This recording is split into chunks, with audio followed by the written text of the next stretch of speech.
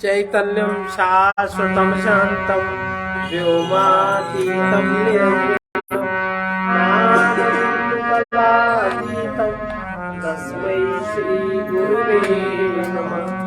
सर्वरूपमयी देवी सर्वं देवीमयं जगत् अतोऽहं विश्वरूपां तां नमामि परमेश्वरी।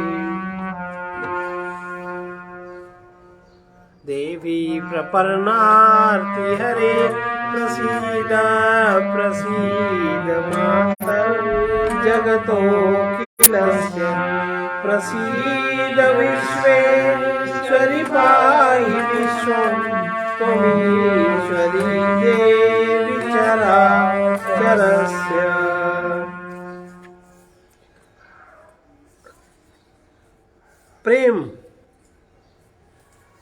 प्रेम का महत्व, मानव जीवन में प्रेम का क्या महत्व है। तो किसी ने कहा है, प्रेम हरि को रूप है, प्रेम हरि को रूप है, त्यों हरि प्रेम स्वरूप, त्यों हरि प्रेम स्वरूप। एक होय द्वय से लखे, एक होय द्वय से लखे, जो सूरज अरुधु, जो सूरज अरुधु। बड़ भागी तिनके हृदय, बड़ भागी तिनके हृदय, विध्यो प्रेम दृग्बान, विध्यो प्रेम दृग्बान। तन की तनक न सुधि रही, तन की तनक न सुधि रही, बिसरि गए सब ज्ञान, बिसरि गए सब ज्ञान। प्रेम बराबर योग नहीं, प्रेम बराबर योग नहीं, नाही प्रेम बराबर ध्यान, प्रेम बराबर ध्यान। प्रेम बिना जग योग तप, प्रेम बिना जग योग तप। साधन थोथे जान, साधन थोथे जान। जागट प्रेम न संचरे, जागट प्रेम न संचरे। तागट जान मसान, तागट जान मसान। जैसे खाल लुहार की, जैसे खाल लुहार की, श्वास लेत बिन प्राण, श्वास लेत बिन प्राण। प्रेम पंथ सोई चल सके, प्रेम पंथ सोई चल सके, जिन सब छोड़ी चाह, जिन सब छोड़ी चाह। जल्यो करे बिरह अग्नि में, जल्यो करे बिरह अग्नि में, मुख नहीं निकसे आ, मुख नहीं निकसे आ। मन विषयन में रमि रहो, मन विषयन में रमि रहो। करे प्रेम की बात, करे प्रेम की बात। सो मिथ्यावादी सदा, सो मिथ्यावादी सदा। जग में आवत जा, जग में आवत जा। प्रेम की सब शक्तियां, प्रेम की सारी शक्तियां हृदय चक्र से प्रवेश करती हैं। जिनका हृदय चक्र जागृत होता है और उनके हृदय में घृणा, द्वेष आदि विकारों की शक्तियां, इनसे जो ऊपर उठ जाता है। इसलिए प्रेम की सब शक्तियां हृदय चक्र द्वारा प्रवेश करती हैं और घृणा, द्वेष आदि विकारों की शक्तियां नाभि चक्र द्वारा प्रवेश करती हैं।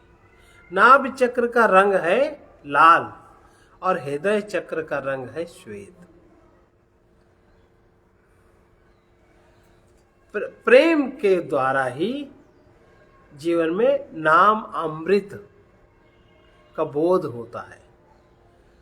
रूप, भगवान का रूप अमृत किस प्रकार है इसका ज्ञान होता है और लीला अमृत का आस्वादन कोई भक्त कर पाता है।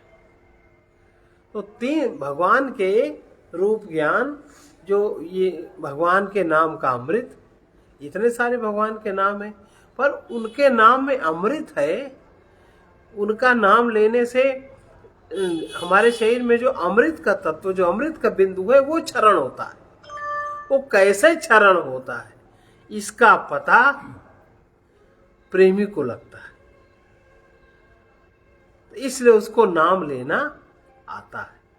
और रूपामृत, जो भगवान का अवतार होता है, जो भगवान के अवतार राम कृष्ण आदि हैं, इनके दिव्य रूप में किस तरह की दिव्यता नहीं है, ये भी प्रेमी ही समझ पाता है।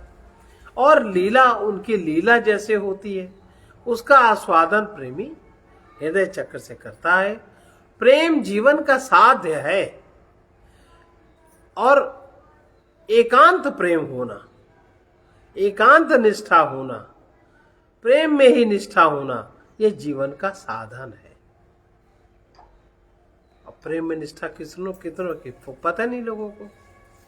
और जिसका हृदय एकांत नहीं हुआ, जिसका हृदय बिखरा रहा विभिन्न प्रकार के वृत्तियों में नाभि चक्र के द्वारा, वो प्रेम का, स्पर्श का प्रेम को स्वप्न में भी नहीं देख सकता। ये जो आजकल जो प्रेम आदि की चर्चा, ये सब विषय भोग है, ये सब कुत्ते बिल्ली वाली वृत्तियां हैं, ये सब काम उपभोग है। आजकल जो ये प्रेम समझ में आता है, इतना ज्यादा काम आकर्षण, इतना ज्यादा तीव्र आकर्षण, उस अचेतन मन का संस्कार है ये तो बड़ी निम्न स्थिति है मनुष्य के लिए। पशु के लिए सेक्स की स्थिति सबसे उच्च स्थिति है, और मनुष्य के लिए सेक्स की स्थिति, काम की स्थिति सबसे निम्न स्थिति है। मनुष्य ही समझता है कि इसमें वो क्या क्या गंवा देता है। जिसको विवेक है वही समझता है क्या क्या जाता है। इसीलिए जो बुद्धिमान व्यक्ति है वो ब्रह्मचर्य का ही पक्ष लेता है। वो व्यर्थ नाली में, कूड़े में अपने जीवन की दिव्य ऊर्जा को नहीं जाने देता, व्यर्थ नहीं होने देता। इसलिए प्रेम की पूर्णता होना ही जीवन में प्रेम की पूर्णता होना ही पुरुषार्थ की परम सिद्धि है। धर्म, अर्थ, काम, मोक्ष जो चार पुरुषार्थ है, इनकी परम सिद्धि क्या है? प्रेम की पूर्णता हो जाए। किंतु यदि स्वार्थ का एक कण भी विद्यमान है, हमें व्यवहार भी नहीं करना आता,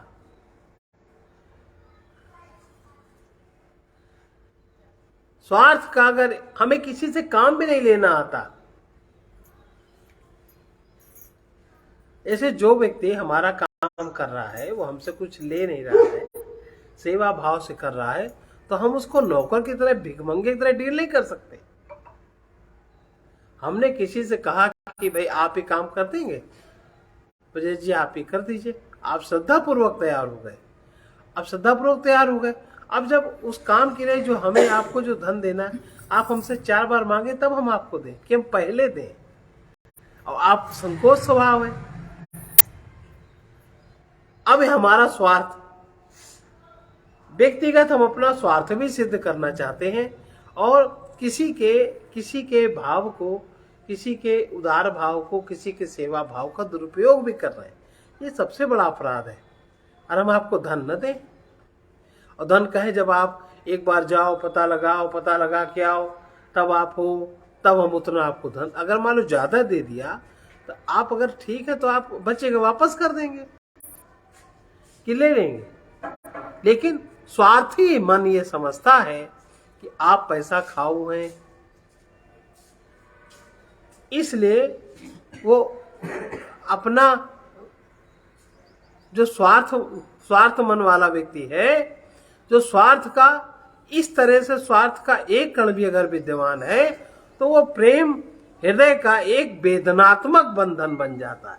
हृदय में पीड़ा देता है, दूसरे की पीड़ा देता है। दूसरे को जब पीड़ा होती है, तब वो दूसरे की पीड़ा फिर लौट के तुम्हारे को कई गुना पीड़ित करती है। इसमें थोड़ा कालखंड लगता है, लेकिन ये बहुत उसकी बात है।